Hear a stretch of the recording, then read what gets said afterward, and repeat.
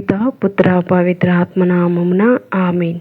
ప్రియ స్నేహితులారా, జూబిలీ సంవత్సరం 2025 మరి ఈ సందర్భంగా బైబిల్ యొక్క పారాయణానికి మిమ్మల్ని అందరినీ కూడా ఆహ్వానిస్తూ ఉన్నాను. యోహాను సువార్త 14, 15 అధ్యాయాలు చదువుకొని ధ్యానించుదాం. తండ్రి యొద్దకు మార్గం.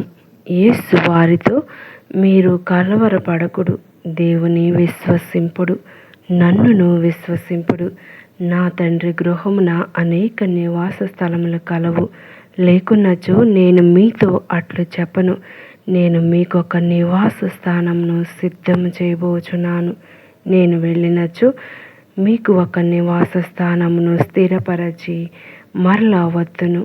నేను ఉండు స్థలముననే మీరును ఉండునట్లు మిమ్ములను నా యొద్దకు చేర్చుకొందును. నేను వెళ్ళు స్థలమునకు మార్గమును మీరు ఎరుగుదురు అనెను. తోమ ఆయనతో, ప్రభు, మీరు వెళ్ళు స్థలమేదో మాకు తెలియదు, ఇంకా మార్గం ఎట్లు ఎరుగుదుము అనెను. అందుకు యేసు, నేనే మార్గమును సత్యమును జీవమును. నా మూలమున తప్ప ఎవడును తండ్రి యొద్దకు రాలేడు.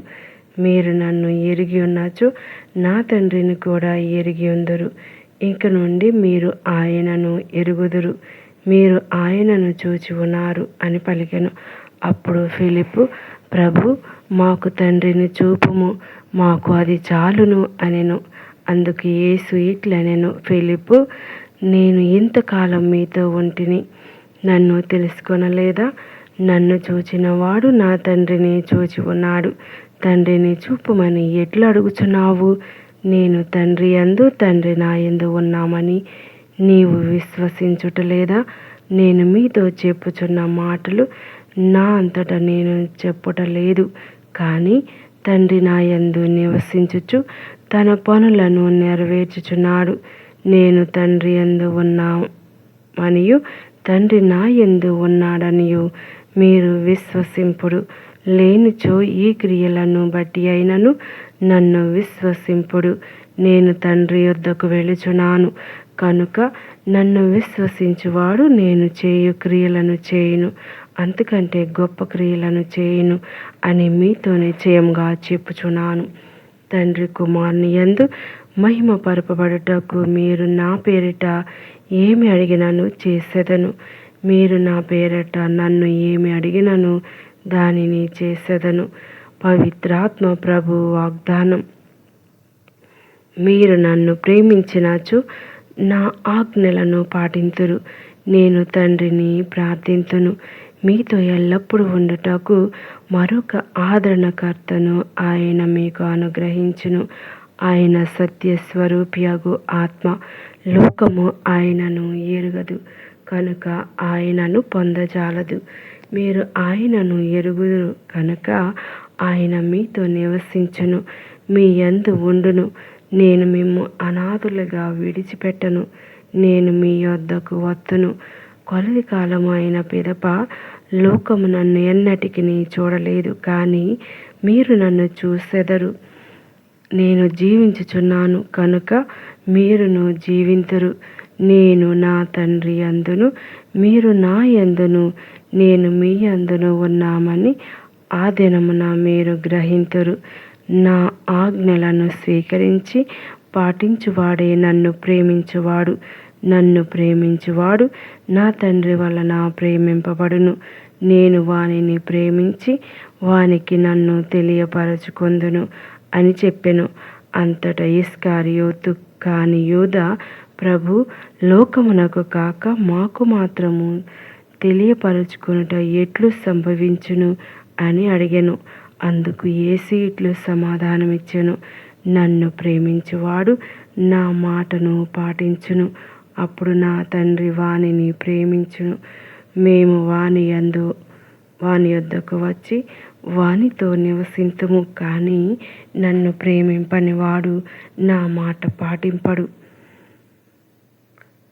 మీరు వినుచున్న ఈ మాట నాది కాదు, నన్ను పంపిన నా తండ్రిది.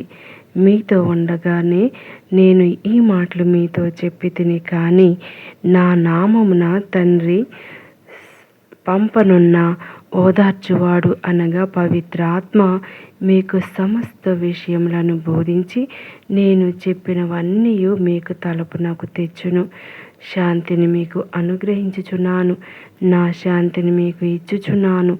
లోకములో వలె నేను ఇచ్చుటలేదు. మీరు కలవరపడవలదు, భయపడవలదు. నేను వెళ్ళి మరలా మీ యొద్దకు వత్తును అని నేను చెప్పిన మాట మీరు విని ఉన్నారు కదా.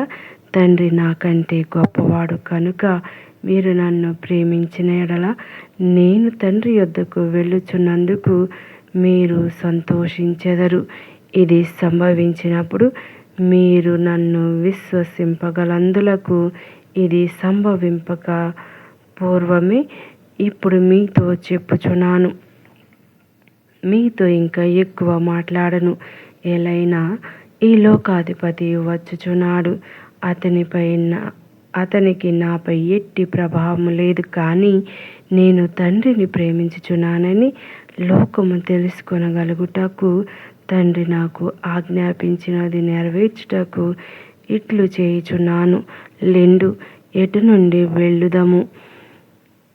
యోహాను సువార్త 15వ అధ్యాయం. ద్రాక్షావల్లి తీగలు.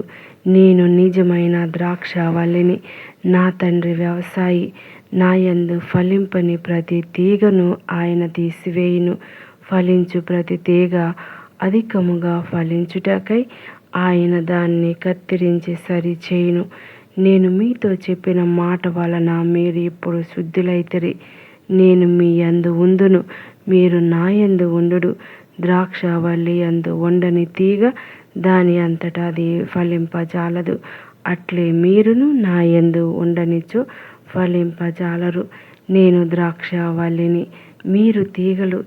ఎవడు నా యందు ఉండునో, నేను ఎవని యందు ఉందునో అతడు అధికముగా ఫలించును.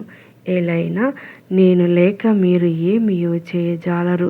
నా యందు నివసింపని వాడు తీగ వలె పారవేయబడి ఎండిపోవును.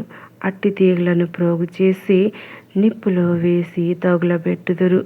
నా యందు మీరును, మీ యందు నా మాటలను నిలిచియున్నచో మీరు ఏమి కోరినను అది మీకు వసగబడును. మీరు అధికముగా ఫలించుటయందు నా తండ్రి మహిమపరపబడును. ఇందువలన మీరు నా శిష్యులు అగుదురు. నా తండ్రి నన్ను ప్రేమించినట్లు నేను మేము ప్రేమించితిని. మీరు నా ప్రేమయందు నెలకొని ఉండడు. నేను నా తండ్రి ఆజ్ఞలను పాటించి ఆయన ప్రేమలో నెలకొని ఉండినట్లు మీరు నా ఆజ్ఞలను పాటించినచో నా ప్రేమలో నెలకొని ఉందురు. నా ఆనందము మీ యందు ఉండవలెననియు మీ ఆనందము పరిపూర్ణము కావాలెననియు నేను మీతో ఈ విషయంలో చెప్పుచున్నాను. నేను మేము ప్రేమించున్నట్లనే మీరును ఒకరినొకరు ప్రేమించుకొనుడు. ఇది నా ఆజ్ఞ. తన స్నేహితుల కొరకు తన ప్రాణమును దారిపోయు వానికంటే ఎక్కువ ప్రేమ కలవాడు ఎవడునూ లేడు. నేను ఆజ్ఞాపించిన వానిని